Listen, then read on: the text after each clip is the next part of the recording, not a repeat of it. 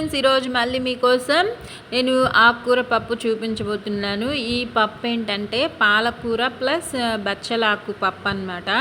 అసలు ఈ కాంబినేషన్తో ఒక్కసారి పప్పు చేయండి. నేను లాస్ట్ టైం చాలాసార్లు చేశాను. చాలా యమ్మీగా ఉంటుంది. నా ఛానల్లో అప్లోడ్ చేయాలి కదా మీకోసం. పప్పు అయితే అద్దిరిపోతుంది. ఈ రెండు ఆకుకూరలు వేసి ట్రై చేయండి. నాకు చాలా ఇష్టం అండి ఈ రెండు కాంబినేషన్ వేసి చేయడము. పప్పు అయితే సూపర్గా వచ్చింది. మీరు ట్రై చేయండి. ఇప్పుడు నచ్చితే లైక్ చేయండి. ప్రాసెస్లోకి వెళ్ళిపోదామా?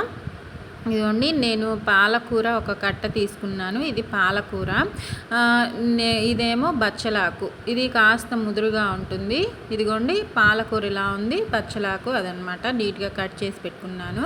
ఒక 12 పచ్చిమిర్చి దాకా తీసుకున్నాను. 3 టొమాటో. నేను ఇంకా కారం వేయను ఈ పప్పులో, అందుకే పచ్చిమిర్చి ఎక్కువగా తీసుకున్నాను. మీరు స్పైసీగా అనిపిస్తుంది అనుకుంటే తగ్గించుకోండి. నాకు తెలిసి అలా ఏముండదు, చాలా బాగుంటుంది. కరెక్ట్గా సరిపోతుంది నేను చూపించే క్వాంటిటీకి.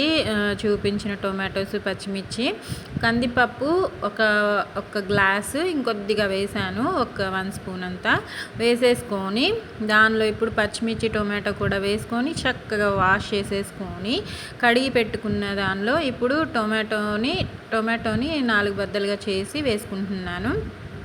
వేసేసుకొని ఇంకా పచ్చిమిర్చి కట్ చేయట్లేదు. మీరు కావాలంటే పచ్చిమిర్చిని కట్ చేసి అయినా వేసుకోండి, అలా కూడా బాగుంటుంది. నేను కుక్కర్లోనే కాబట్టి ఈజీగానే ఉడికిపోతాయి కాబట్టి కట్ చేయట్లేదు. ఒక్కొక్క రెసిపీకి మనం ఒక్కొక్కలా ఫాలో అవుతూ ఉంటాం కదా.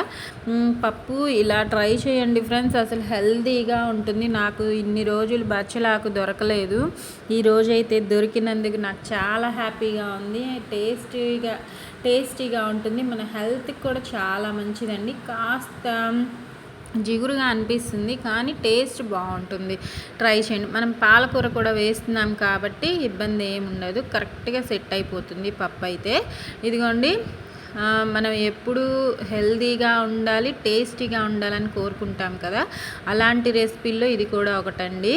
చింతపండు చిన్న నిమ్మకాయ సైజ్ అంతా, ఎందుకంటే మన వేసిన ఆకుకూరల్లో పులుపు ఉండదు కాబట్టి చింతపండు కంపల్సరీ వేసుకోవాలి. చిన్న నిమ్మకాయ సైజ్ అంతా చింతపండు, 1 స్పూన్ అంతా పసుపు, ఒక చిన్న ఉల్లిపాయ కట్ చేసి బద్దలుగా వేసేసుకుంటున్నాను. డైరెక్ట్గానే వేసేసుకొని తగినన్ని వాటర్ పోసుకొని చక్కగా కుక్కర్ని విజిల్ పెట్టేసుకొని ఒక 5 విజిల్స్ ఉడికించేసుకుందాము.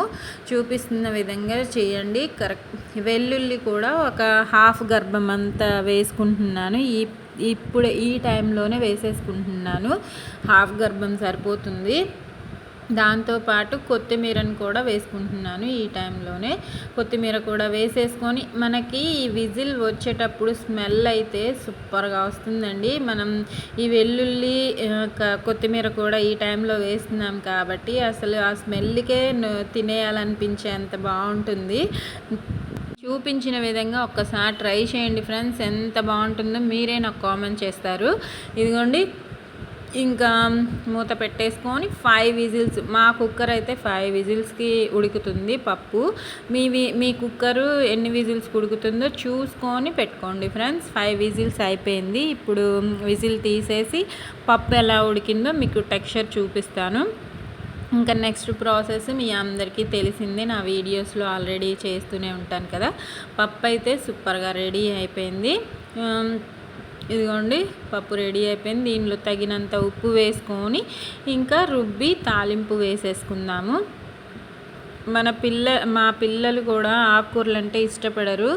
ఇలా పప్పు రూపంలో చేసి పెడితే ఇష్టంగా తింటారు. దాని పక్కన ఒక పచ్చడి కూడా చేశాను, అది కూడా చాలా యమ్మీగా ఉంది. అది కూడా ఇప్పుడు అప్లోడ్ చేశాను.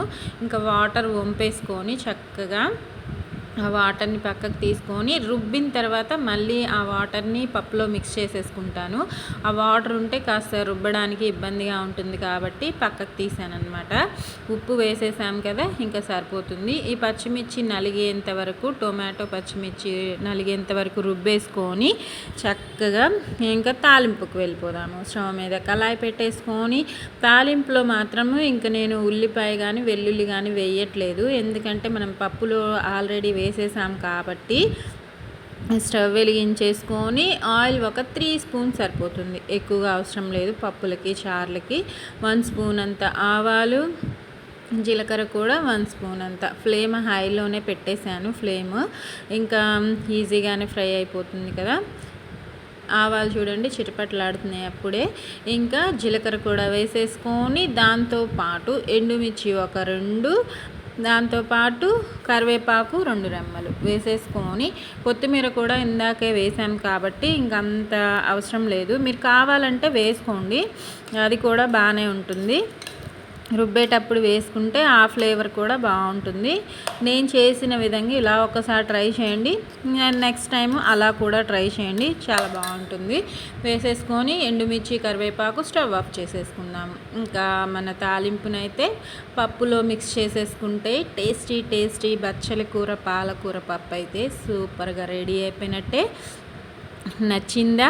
తినాలనుందా?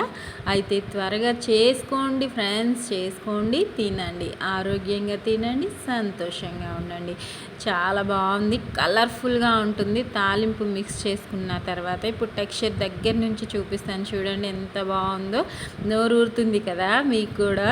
అయితే త్వరగా చేసుకోండి ఫ్రెండ్స్. నా వీడియో నచ్చితే లైక్ చేయండి, షేర్ చేయండి, కామెంట్ పెట్టండి, సబ్స్క్రైబ్ చేసుకోండి ఫ్రెండ్స్. ఓకేనా? Bye friends.